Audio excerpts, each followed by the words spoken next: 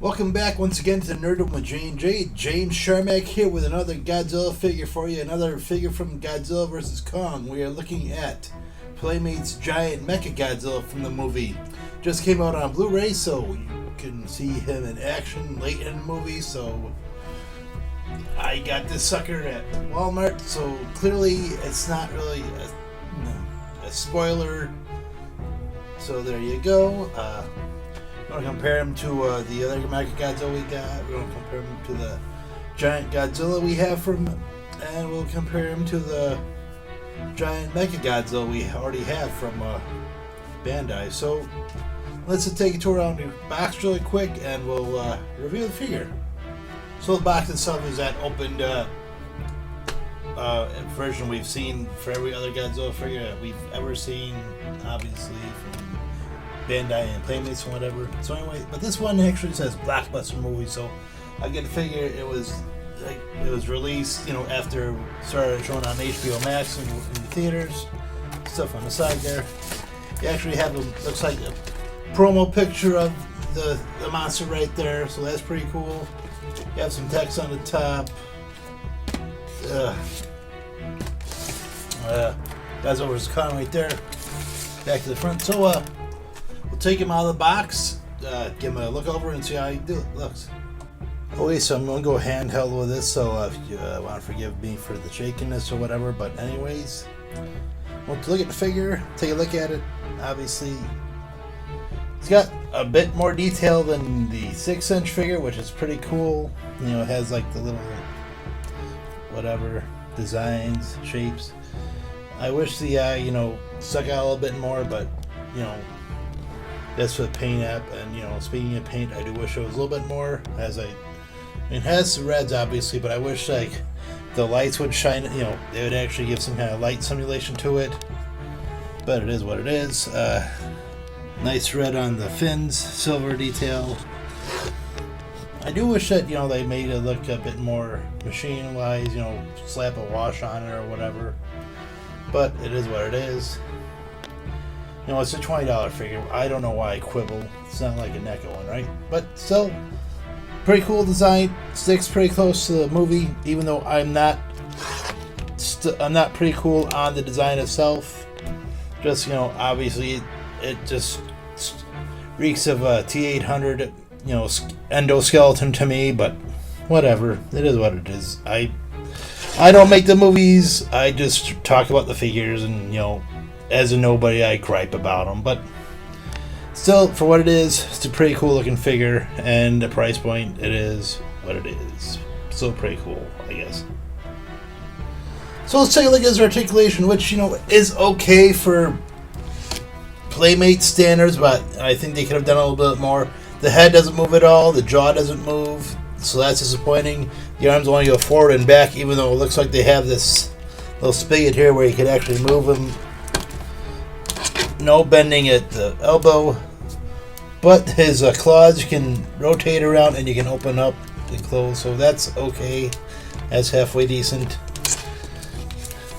Nothing at the waist. Legs have the same problem. They only go forward and back, even though they have this thing that look like they can move. No articulation at the knees. Again, that would have been cool.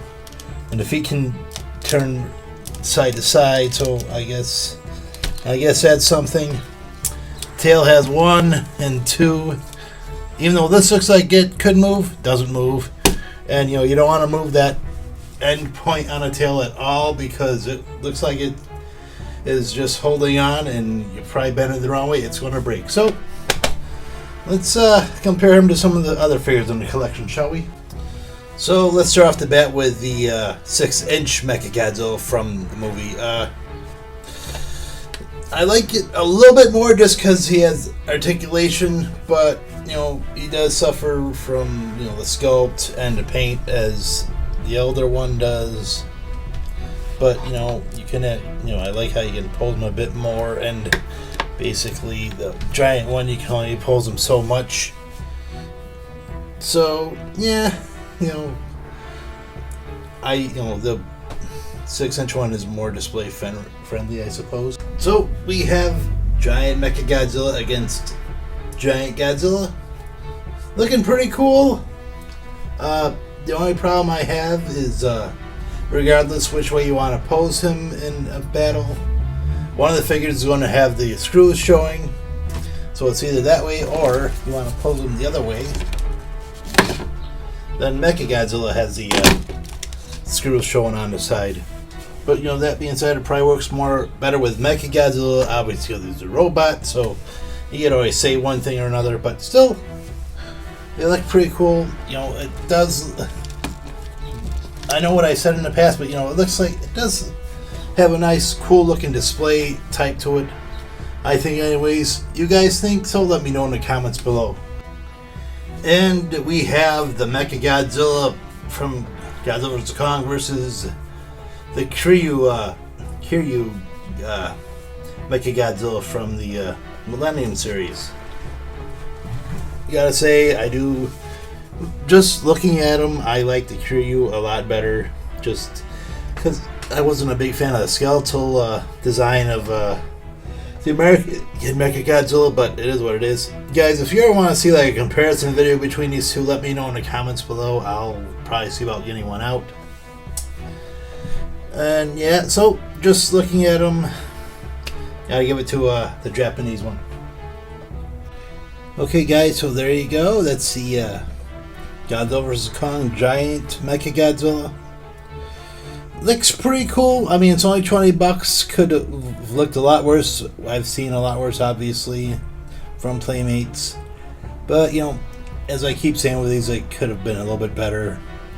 I think the paint apps could have been a little bit more. Make the lights in the eyes shine out a little bit more. Make the chest shine out a little bit more. But still, 20 bucks. It's a big figure, as you've seen. So, I don't know why I quibble. Just, I would love to see a little bit more, but it is what it is. So, but I'm glad to have them, and I'm always, always happy to have a new edition in the Godzilla collection. So, there it is. Anyways, guys, that's it for this review. If you see him, why not? I'm sure down the line they'll go up in price if that's your thing. So, and, it probably is up in price. I found them at Walmart. I don't know if you can find them at Target, but that's probably where I would check. Anyways, guys, I want to thank you as always for watching these videos. I appreciate it immensely. If you haven't subscribed to the channel, why not hit a subscription? That'd be pretty cool. If you do like this video, you have subscribed already, hit a like. If you have a Venmo account, I am just starting out on Venmo. If you want to help out the channel and want to throw like a buck or two at my Venmo account, I'm going to put a link to my account in the description below. So, if you want to help out, I'd appreciate that, and I dig it. Anyways, my name is James Sharmack. This has been a Nerdum with J&J. As always, keep on collecting and happy hunting.